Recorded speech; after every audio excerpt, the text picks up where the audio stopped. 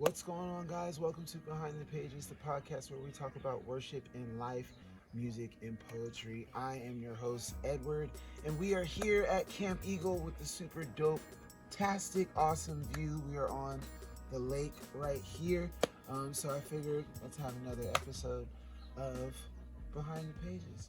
Today we're going to talk about Saul and David and just staying in line with the theme that's here at the camp. David, in this particular story, and I believe it's in 1 Samuel chapter 18, where David catches Saul slipping in one of the caves, right?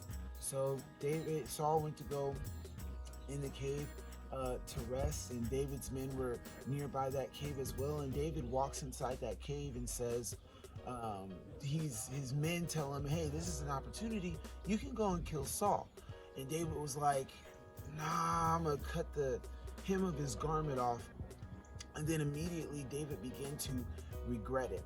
Now, a lot of times when we look at this story, we look at it from the perspective of David, but let's look at it from the perspective of Saul, right? When Saul woke up from sleeping, David told him, "Hey, I could have killed you, but I didn't," right? And we can look at it this way.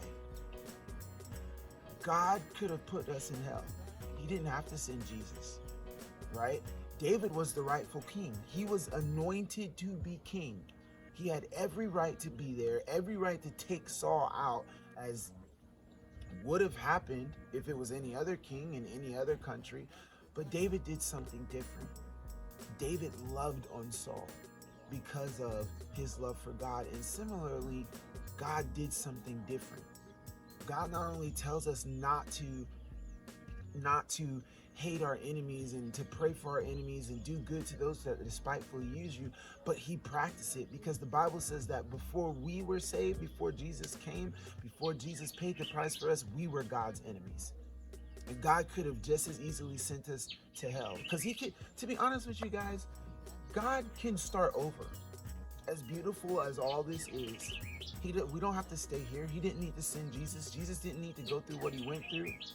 Remember, the Bible says that Jesus could have called forth a legion of angels to deliver him from the cross, but he chose to stay there. The nails didn't keep him on the cross. His love kept him on the cross. And so God could have sent us to hell and just done away with us. And he could have just took his breath back, his spirit back, and restarted. But he didn't. God could have just completely abandoned us and forsaken us. But like the leader that he is, like the God that he is, like the king that he is, like the father that he is, he came through for us when you didn't have to. So I would encourage you guys, remember that. Remember that, first of all, regardless of who tries to bring anything against your charge, Satan is an accuser of the saints. So don't let anything bring anything against your charge, bring anything against you, because God already said that you were forgiven. But also remember, God's mercy and grace, he doesn't have to do it. He chooses to.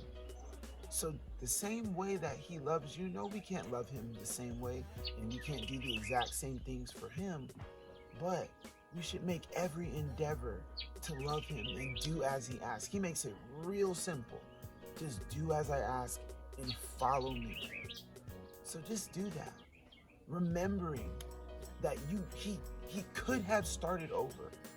He could have chosen someone else to do what you're doing. He could have remade the world. But in his love, he died for us and became our friends and caused us to become his sons and gave us his power to be his representatives on this earth.